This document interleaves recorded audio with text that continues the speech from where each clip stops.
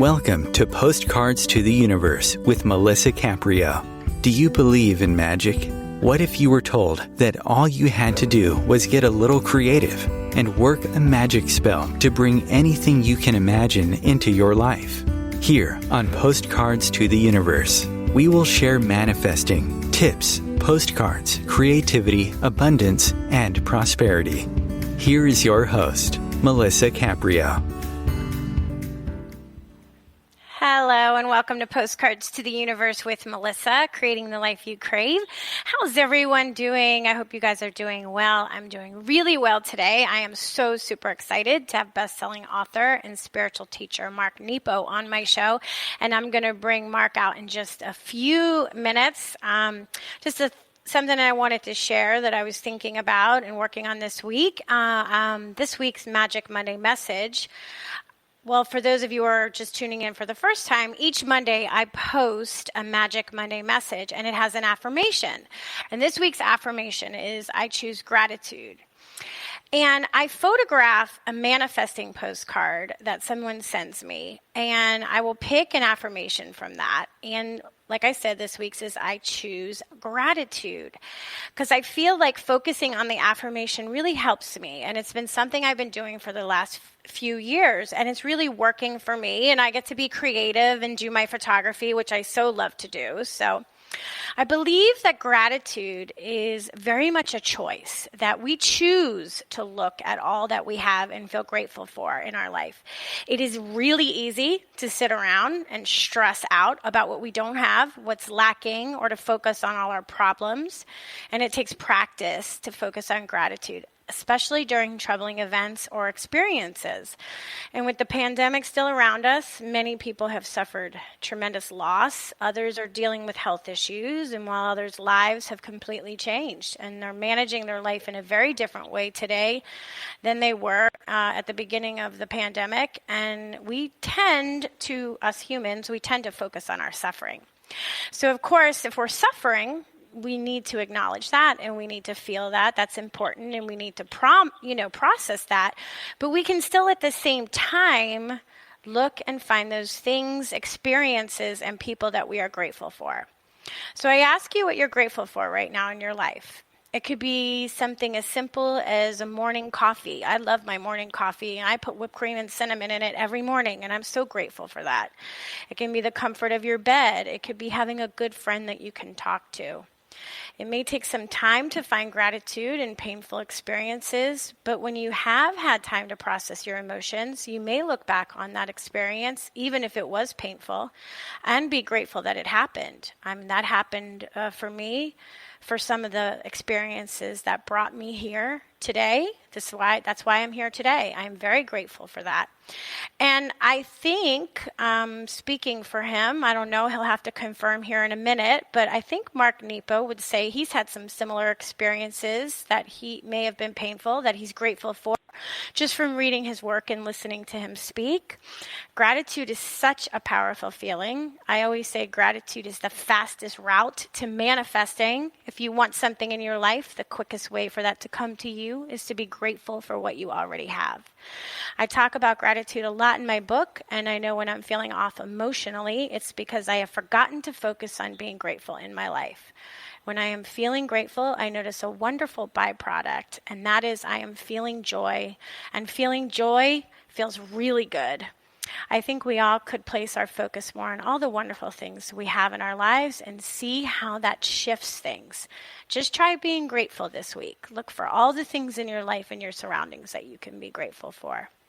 If you want to see what I'm talking about and my Magic Monday messages, the postcards, you can go on my website. You can go on my social media platforms.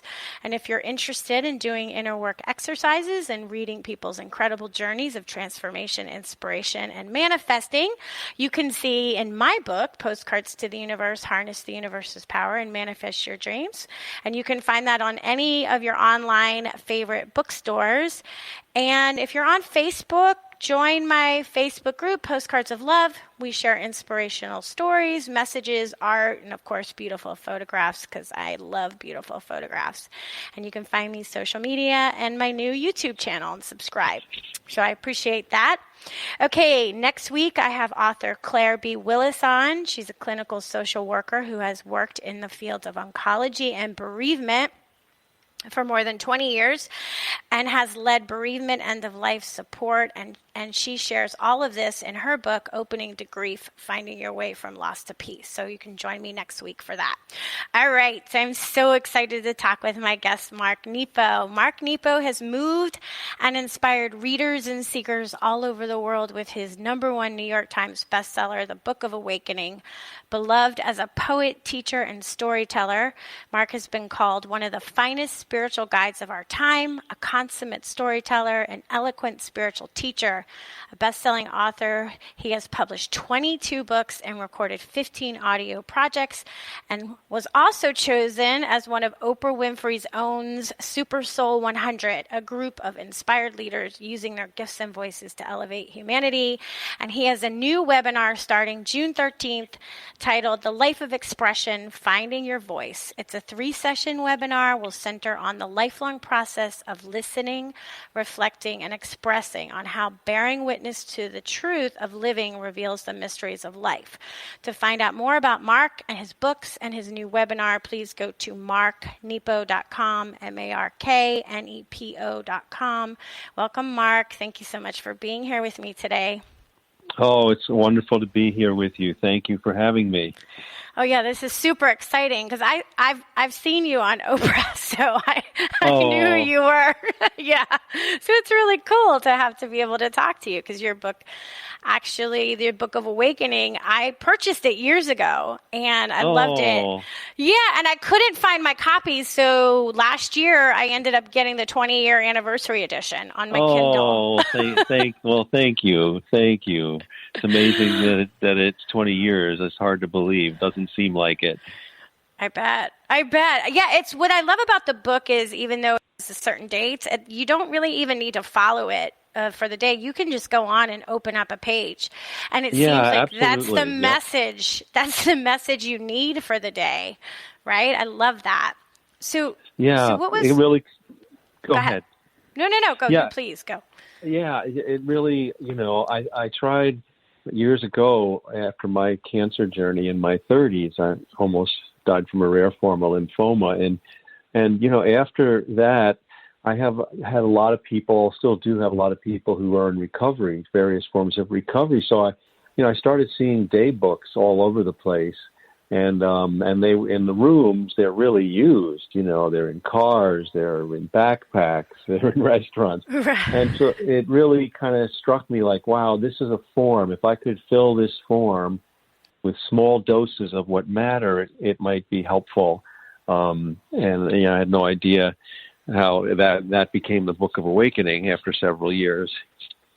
Yeah, well, I was going to ask you that question. What was the catalyst that inspired you to write the book? Because, we get like ideas, and we see things insights that work for us. And being an author myself, it's like I made a decision one day that I wanted to write. So is that how it worked for you? Were you always a writer? Were there books before this book?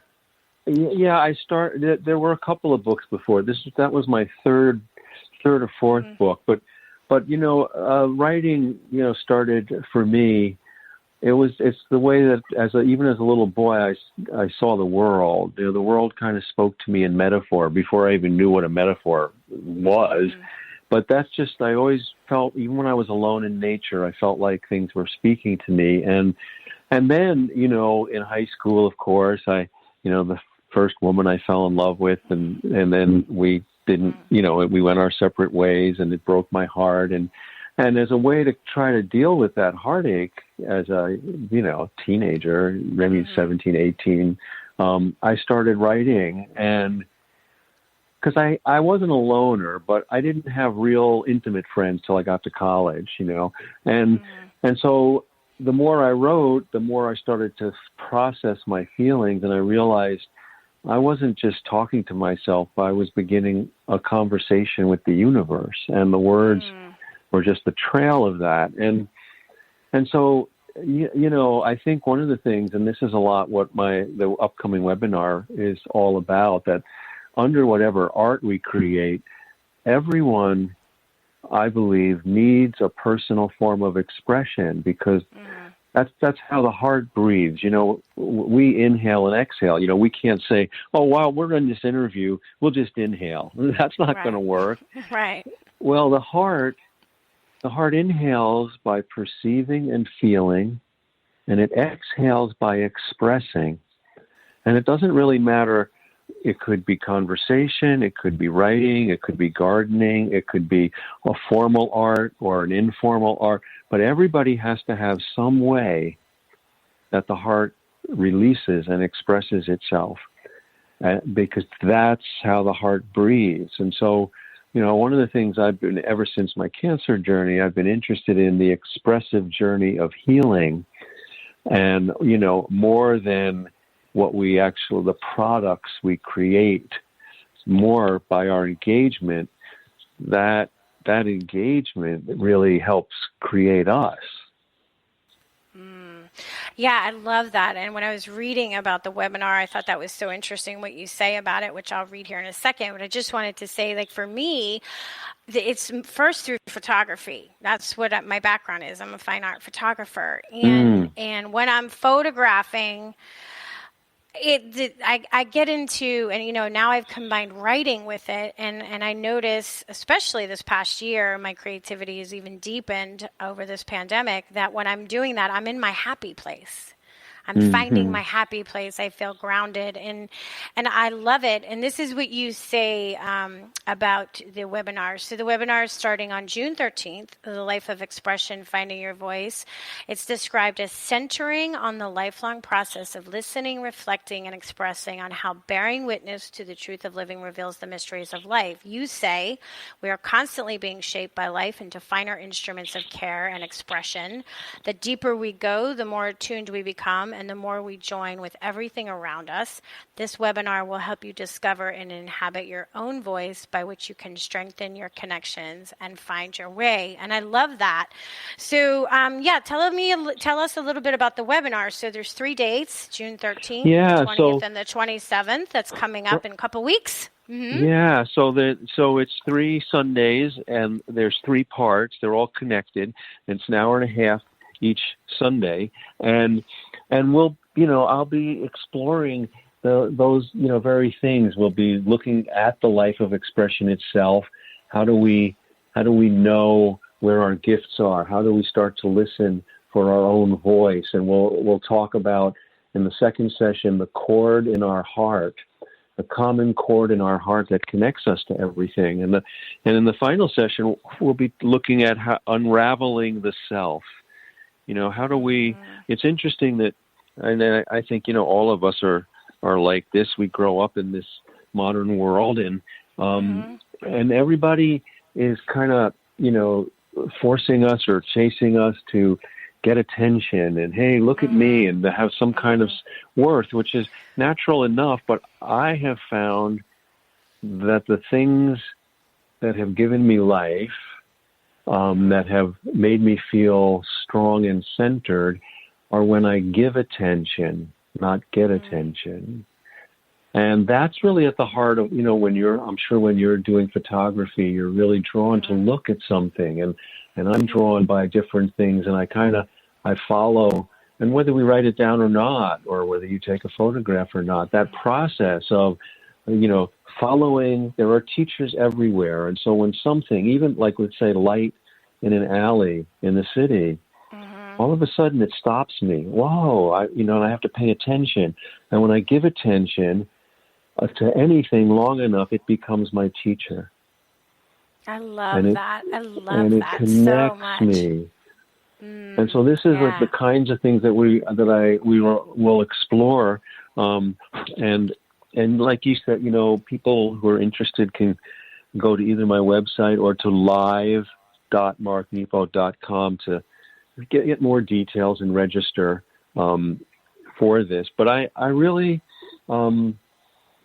I've become a real student of the things that call us. When I was young and, in graduate school, and which I did in poetry, and, I was hoping in a good way, if I worked hard enough, maybe I might write one or two great poems in my life, and then in my 30s, all of a sudden I was in the hospital, and I wasn't sure I was going to be here. And forget writing great poems.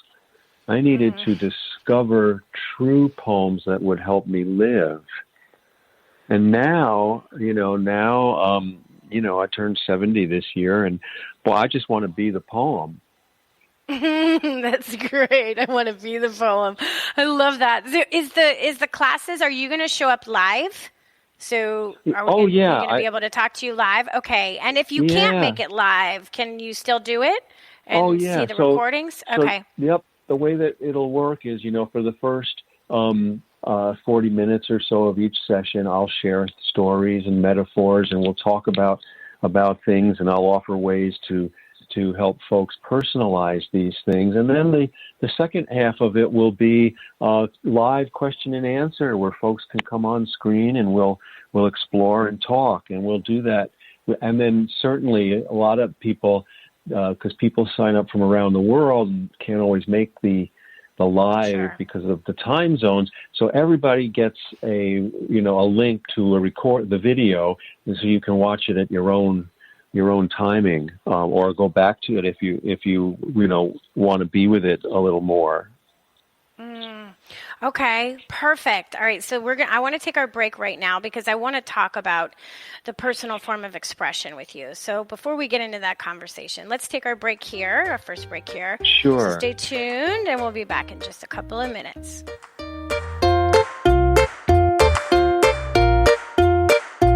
Conscious media for conscious minds. OMTimes.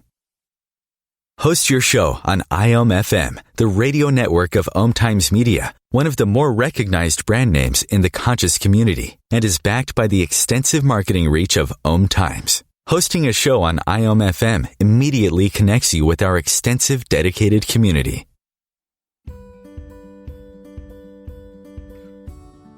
Hi, I'm Melisa Caprio from Postcards to the Universe, creating the life you crave. Do you believe in magic? What if I told you all you had to do was get a little creative and work a dream spell to bring anything you can imagine into your life?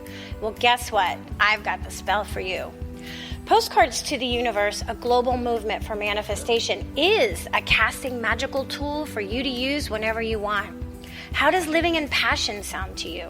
Join me in my movement where you get to create in the magical playground. Let's think outside the box and do some playful conjuring.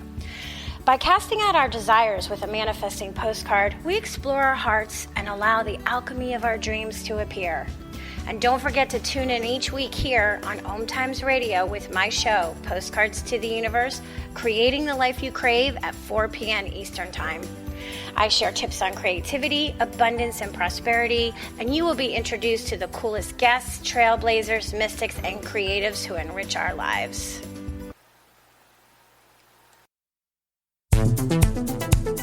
My name is Victor Furman.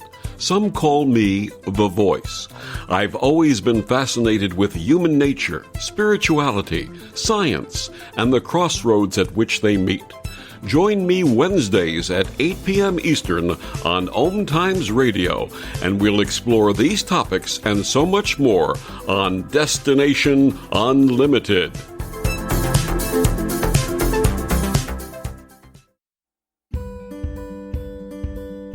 The rainbow is God's promise of hope for you and me. And though the clouds hang heavy and the sun we cannot see, we know above the dark clouds that fill the stormy sky, hope's rainbow will come shining through when the clouds have drifted by. Teresa Caprio is the president and founder of Rainbow Guardian Inc., a nonprofit 501c3 serving the intellectually challenged/developmentally disabled, including autism. Teresa started the foundation in 1995 so she could help make a better life for her intellectually challenged daughter. Her dream is that the Rainbow Guardian will provide the necessary tools and education to help the public understand the special needs population, because it's often discarded in mainstream society. To find out more or make a donation in support, please go to www.rainbowguardian.org.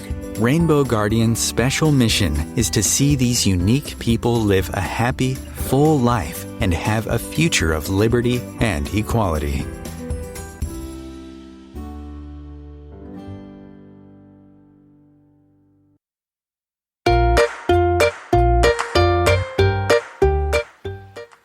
Welcome back. So if you're just joining, I have best-selling author and spiritual teacher Mark Nepo with me today.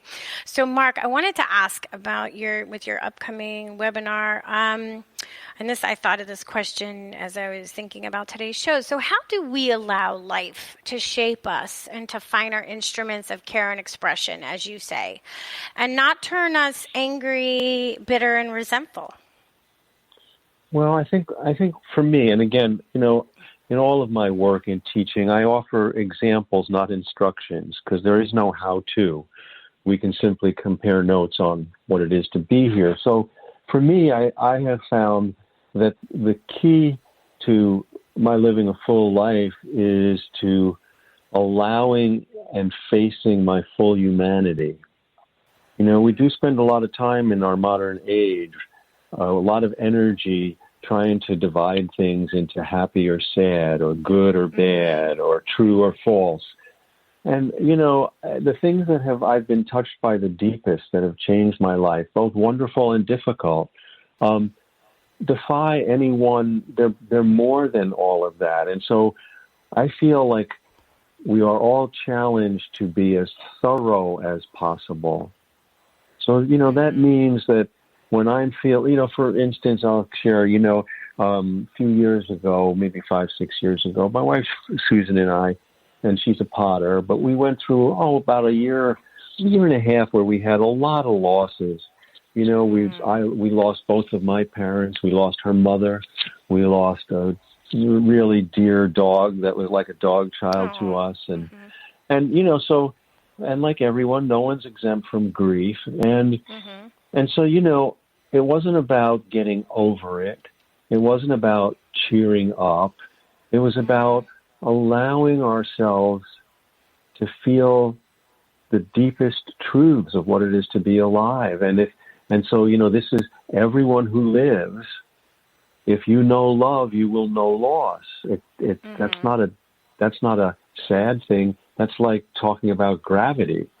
It is. And so one of the deep, when allowing myself to feel those things, and this is where, I was sitting like on our deck back then, and it was a beautiful day, like today, gorgeous, beautiful day, and the light on the plants around our yard was just magnificent, and all of a sudden I fell into this deep moment of grief, and I wasn't wise enough to choose between them. I had to open my heart and trust the depth would be my teacher. And so I felt both the beauty and the sadness at once. And that led me to a deeper understanding of how precious life is. And so, we're challenged. I feel like, life has been made just difficult enough so that we need each other to ensure the journey of love. And so when I can be truthful and authentic, and I think that's the key, then all of a sudden that depth teaches us. I'll give you another example. And a lot of times we need to reach out to each other to help us learn how to be with our feelings and to find the teachings in them. And of course, working, whether it's with words or photography or paint, or like I said, gardening, or building things, or fixing things, whatever it might be, that helps us work with all of these feelings that are so deep that when we enter them, they strengthen our connections to life. Often we don't go deep enough, and we don't get that connection. So here's a historical example that's so powerful to me, and it's about the life of Beethoven. Now, we all know Beethoven was this amazing, and I have a chapter about this in one of my books, in the book 7,000 Ways to Listen. And I'm so moved by Beethoven because we all know he was this extraordinary musical genius, but he was an ordinary person carrying an extraordinary gift. And that's what makes him heroic to me. So, most people know that he went deaf by the time he was 28. So imagine that your gift is that you are going to hear and write down music that has never been heard on earth, and you're not going to be able to hear it played. Yeah. And wow. And as a young man, this was very depressing. It was very upsetting to him. He didn't know how to deal with it.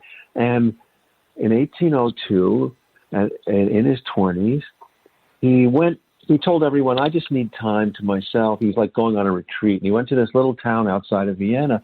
But really, he was so depressed, he was contemplating suicide. And he went to this little town by himself, and he started to write what started as a suicide note. But because he expressed his despair so honestly, so deeply, by the time the expression of that strengthened him, and by the time he got to the end of the note, all of a sudden he wasn't going to commit suicide. To his own surprise, the last lines of this note, and you can Google to find this note, what it is, he says, so I'm going to make the most music I can with what I have for as long as I can. And he tucked the note in his pocket. He went back to Vienna, tucked it in the top desk drawer in his apartment in Vienna. It was never found till after his death, decades later. But that decade, right after he did that, people look back at it, and it was a decade of musical masterpieces. Wow. That's incredible. I Isn't actually, it? Yeah, and I know the story not as in deep, but I do think of that story because as a photographer, I think, well, wow, what if I lost my sight and I couldn't photograph, right? Yeah. And I saw an exhibit from visually impaired photographers. They were legally blind. Some of them almost completely lost their sight. And I saw it at a gallery exhibit one time, and it was one of the most interesting exhibits I've ever seen, because they were photographing from an intuitive space that wasn't just their eyes. They couldn't use their eyes the way that you and I use our eyes. And it was so beautiful. And that's what I'm really interested with this webinar that you're talking about, because this totally resonates with me, because I use my creativity as a voice for expression. And I think we all do. I have a friend who uses cooking. She talks about her cooking. She is her love language. And I just love that, right? I love that. So can you share with us how important it is that we each find our own individual voice for expression? Yeah, it's so important, because this is how we discover who we are. And by John Ruskin, who was a watercolorist and essayist, British in the 1700s, he said, the reward for our effort it's not what we get for it. It's what we become by it. It's what we become by it. And this is the thing, that we are transformed. So it's changed what I think of as a great piece of art. We've all been taught, it's either excellent or it's beautiful. Well, I've started to feel like a great piece of art is one in which I am changed, transformed for having encountered it, whether I receive it or whether I create it, or bring it into form or bring it into being. I'm not the same. If a book has meaning or a poem has meaning that I have been able to, and I say retrieve rather than author, then I am different. I'm more alive on the other side of it for having brought it into being. I'm not just the same. And so, other amazing examples that are so inspiring, Claude Monet, the famous impressionist, Monet was he was a great example. He was famous for saying, he was devoted to saying, I paint what I see. I paint what I see. I look real carefully, and I'm trying to paint light, and I just paint what I see. And then, at the end of his life, and he lived to be in his 90s, and he was very well known by the time he was in his 60s, and but at the end of his life, he had double cataracts. And it was, I did not know that. Oh, wow. Yeah. Mm-hmm. And it was at a time when the first experiments with cataract surgeries were happening. So he was 89, and he said, I've devoted my life to seeing, I'm going to try it. And so he had operations on both his eyes, and it didn't work. But he stayed, Melissa, he stayed devoted to seeing, and one of his masterpieces, the water lilies, which he painted toward the end of his life, he painted those looking through the double cataracts. Oh, wow. I did not know that he had. That's amazing. Yeah, that's amazing. That devotion to, even if it's not what I'm looking for, he worked his whole life to practice seeing, never having any idea that his masterpieces would come through staying devoted to what he was seeing, but through his blurry eyes. Through his blurry eyes. So we never know. We never know what, how we will be shaped or what will we be led to. And I think, one of the things I always encourage is for folks, whether you're writers or not, is to keep a journal, because this is how we stay in conversation with life.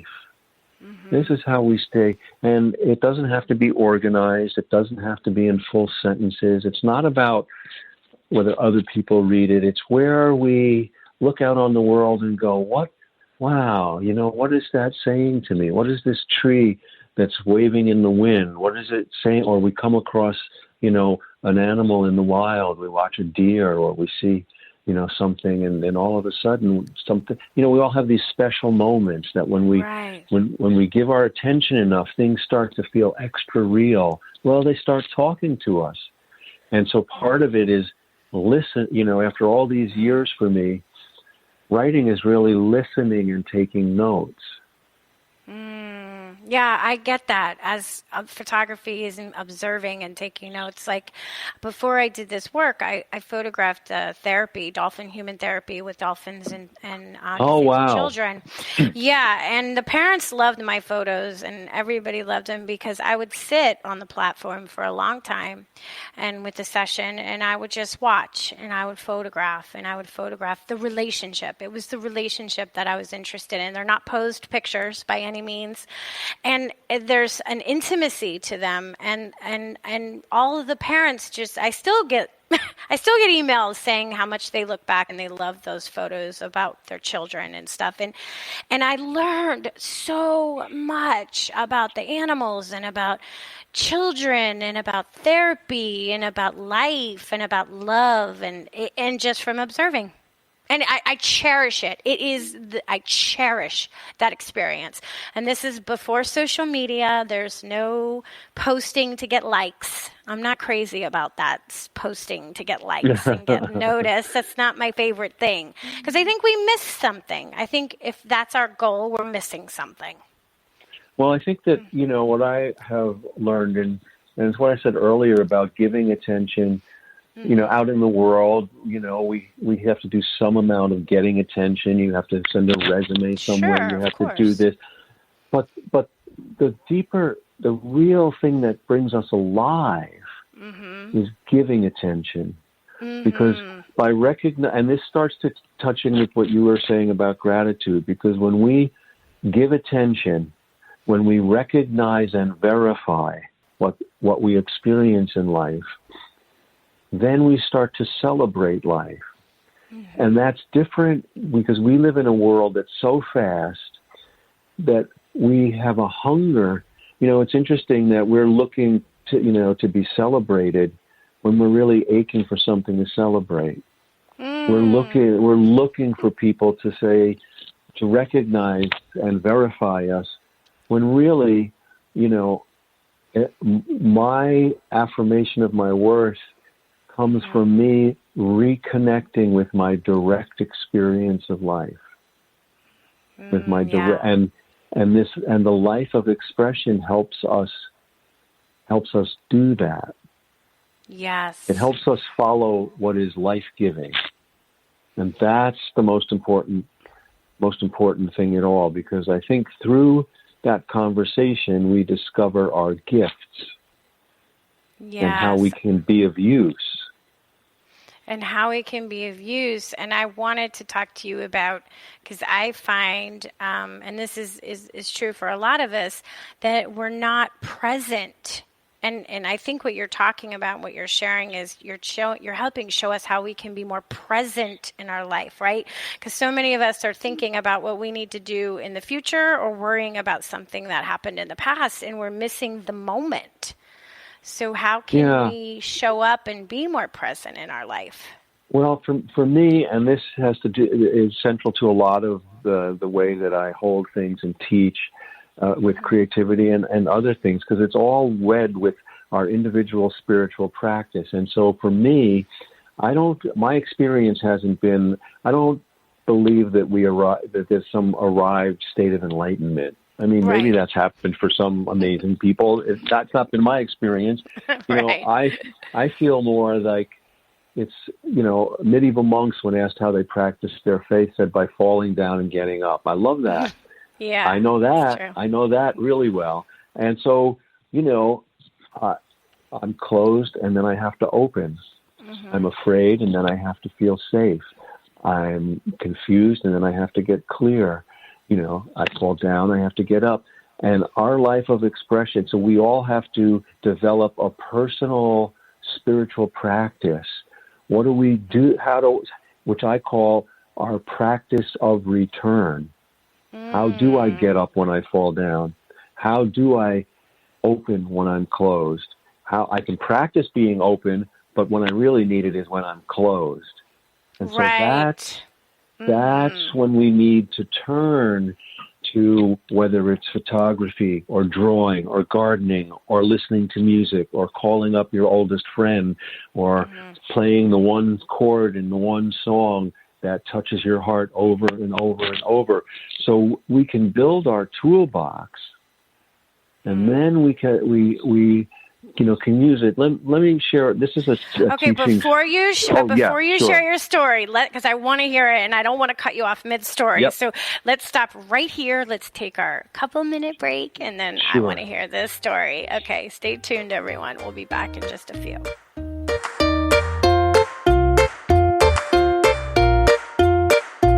The Real Conscious Connection. OMTimes Radio. IOM FM. OMTimes Magazine is one of the leading online content providers of positivity, wellness, and personal empowerment. A philanthropic organization, their net proceeds are funneled to support worldwide charity initiatives via Humanity Healing International. Through their commitment to creating community and providing conscious content, they aspire to uplift humanity on a global scale. OMTimes. Co-creating a more conscious lifestyle. Imagine yourself being transported to India, to the banks of the Ganga and an ashram in Rishikesh. Visualize that you are welcome to satsang with an American sannyasi who shares the wisdom of her guru.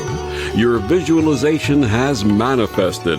Join Sattvi Bhagawati Saraswati for inspiration and transformation every Thursday at 11 a.m. Eastern on OMTimes Radio.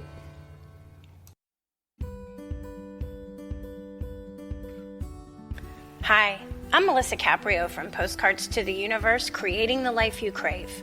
Do you believe in magic? What if I told you all you had to do was get a little creative and work a dream spell to bring anything you can imagine into your life? Well, guess what? I've got the spell for you. Postcards to the Universe, a global movement for manifestation, is a casting magical tool for you to use whenever you want. How does living in passion sound to you? Join me in my movement where you get to create in the magical playground. Let's think outside the box and do some playful conjuring.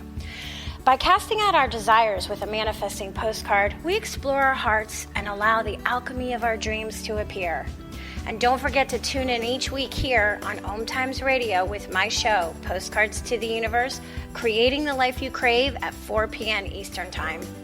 I share tips on creativity, abundance, and prosperity, and you will be introduced to the coolest guests, trailblazers, mystics, and creatives who enrich our lives. Coping 19, brought to you by CDC and the Ad Council. If you're feeling increasingly lonely right now, you're not alone. It's totally normal. Even though we may not be able to get together in person, connecting virtually with friends and family still gives you a chance to interact with people and may help raise your spirits. Join a virtual book club, set up group text chats, or online video coffee breaks with coworkers. Find more self-care and coping tips at coping-19.org.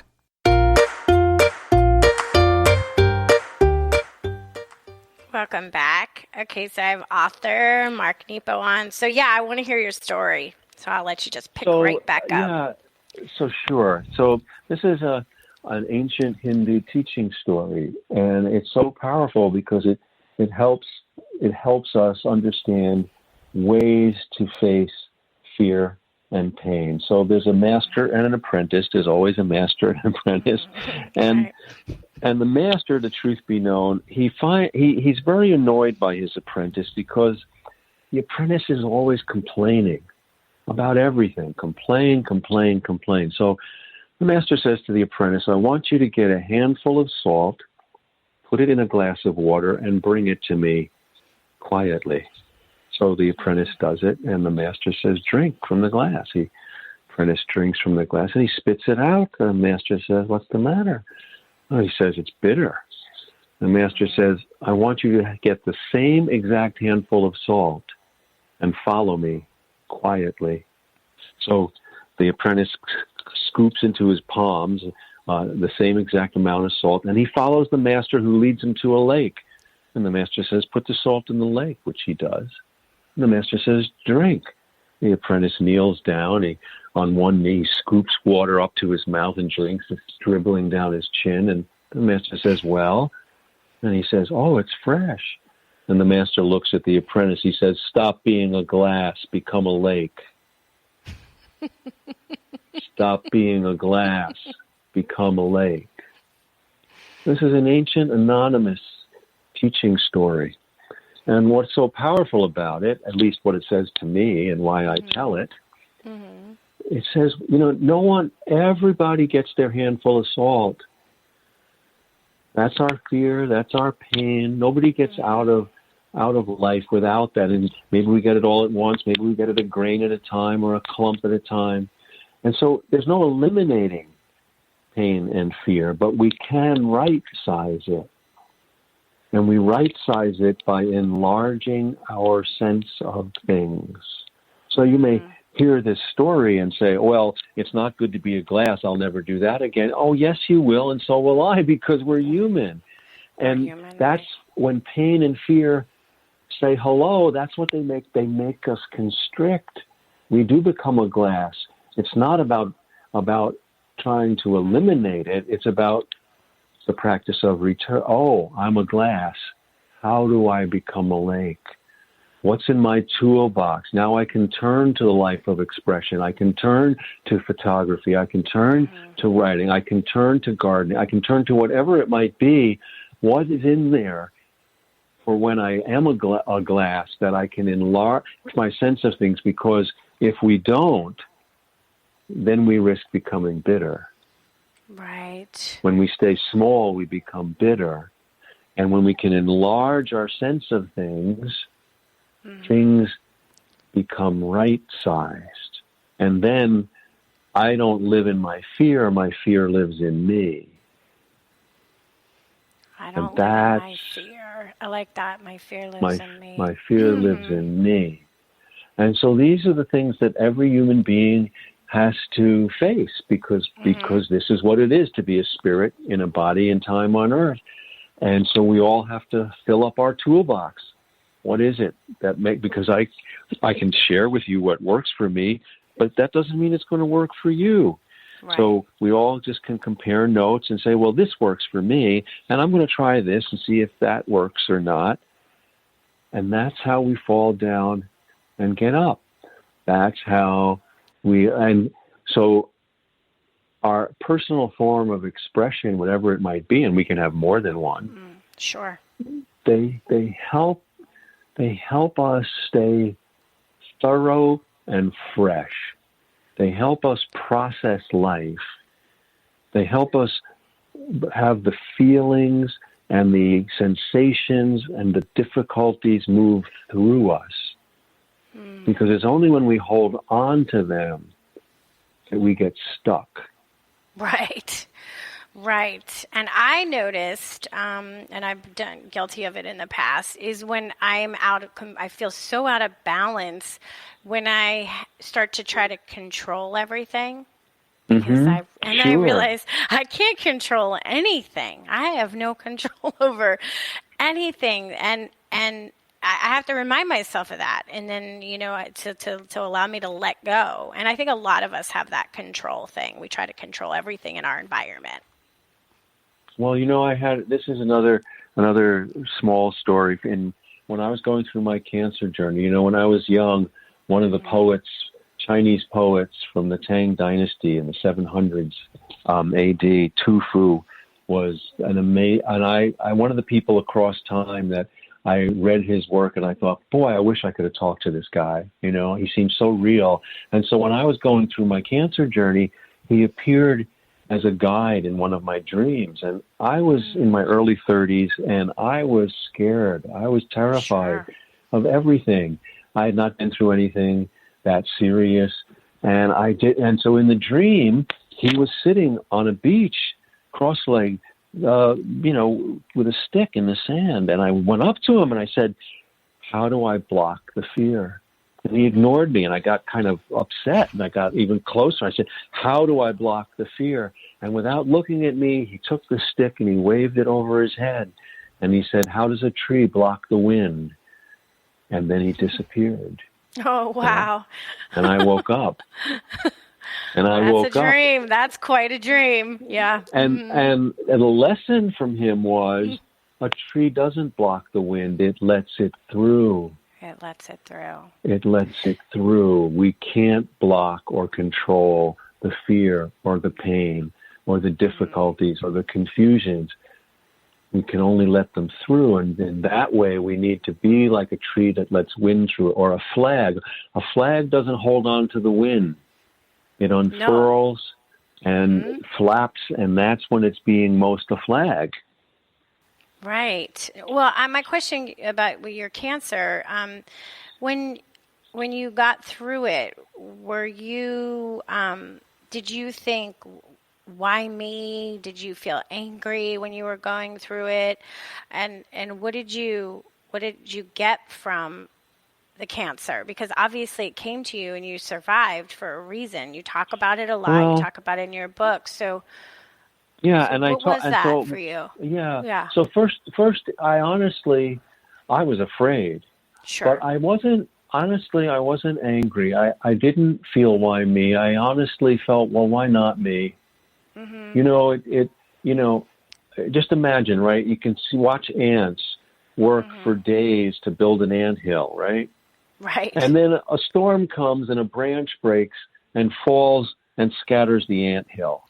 Mm-hmm. Now, I don't know if the ants go, oh, man, the tree god just screwed me. I don't think that. No, why not their anthill? Why not me? Why not us? Mm-hmm. I didn't want it to be me. But the deeper on the other side, I feel like a couple of things were very important in the unfolding of my life. And that is that I've come to understand that every person alive will be given the opportunity to be dropped into the depth of life. Mm-hmm. It doesn't have to be by a life-threatening catastrophe. That's what happened to me. Mm-hmm. That's why I talk about it. It's not because there's anything special about cancer or disease. It could just have been beauty or surprise or wonder or love. But for me, that's what it happened to be. And what it did for me, which I think the depth of life does to all of us, I I was raised Jewish. I have a deep tie to Jewish heritage. But when I woke up on the other side of almost dying, I was not, and all these years later, some 35 years later, I was not and am still not wise enough to know what worked and what didn't. And so I believe that I was asked to believe in everything. And so all of my work since then, all of my books, all of my teaching, I am a student of all paths. I am devoted to what I believe is the common center of all paths, to lifting up the unique gifts of each. And as a cancer survivor, how do we make good tools of these things? How do we make use of these things? And so that changed everything. And the other thing is that I woke up on the other side, and my head follows my heart, not the other way around. Yeah, I like what you said, because I think we can really even apply it to dealing with the pandemic. You know, that's a very good wisdom for us dealing with the pandemic. How have you been dealing with it? Oh, it's been both amazing and difficult, like for everyone. And I think it did echo for me my cancer journey, in that I remember when I was diagnosed, and there was no way back to the world before that day, to my life before that day. My life as I had known it up to that day was gone. There was only going forward and learning anew. And I feel that's what happened to the whole world when this pandemic started. There is the old world is gone. Yeah. And we are going to have to be more authentic, more alive, more kind. We're going to need to have love move as quickly as disease, quicker than disease. Yeah. But there's no going back. There's no going back. And so things have been, like for everyone, more precious. And at the same time, one of the things, and this is, I feel, every age has its challenges, and this is ours. It's our turn. It's our turn. Are we going to get closer or push each other farther away? Are we going to be more loving, or are we going to retreat in fear? And I believe we will be more loving and kinder. Good. Yeah, I do too. I wanted to ask you about, when you said kindness, because I've seen extreme polarization over the last so many years, which I'm sure you've seen too. Yes. And how can we shift that collectively? Well, so first off, and obviously I don't have any answers, but let me speak to it from what my experience, what I'm a part of it, I'm seeing it, whatever I can offer. But, I feel that this is a manifestation of the timeless choice between love and fear, which everybody faces in their own lives, every society faces, every age faces. And so one of the important things, because a paradox is that with the polarization, we are they. I don't know how that works, but, I watch the news, and I could, if I'm bald, if I had hair, I would pull it out. Okay. But at the same time, I look at that and then I go, we are they.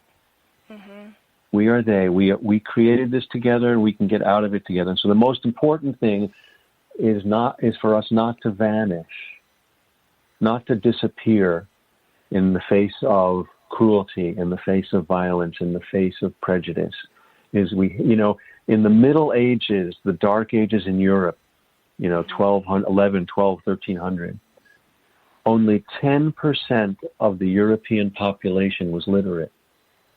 That means 10% of the people kept reading and writing alive for 300 years. Wow, that's crazy. And I would say that when we are blessed to be the ones who are awake, because tomorrow I could be, I'm talking to you, but tomorrow something could happen and I could get afraid. and I'll be, I don't want to think that I will be, but I'm capable. We're all capable of it. I could be on the other polarized side, but today I'm awake. Mm-hmm. So when we're awake, it's incumbent on us now to keep the literacy of the heart alive. Yes, that's beautiful. We have to stay kind. We have to stay strong and gentle, because kindness is a strength. Mm-hmm. Kindness is a strength, and it leads to kinship. It's not by accident those two words have the same root, kindness and kinship. Yeah. You're so good with words, Mark. Thank you so much. We have like 30 seconds left. It was such a wonderful experience being with you today, and I am so grateful. And look at Mark's 3-session webinar, The Life of Expression, Finding Your Voice, which you can do on his website, marknepo.com. And you say this, and you say, Mark's vision for the time together is that we can touch into the miraculous depth of being that is always just below whatever we carry, and that we'll learn to return to our life having discovered and deepened a very personal form of expression, and we can walk within our days. I love it. Thanks for listening to Postcards to the Universe with Melisa, creating the life you crave. Wishing everyone a wonderful week filled with joy, abundance, love, peace.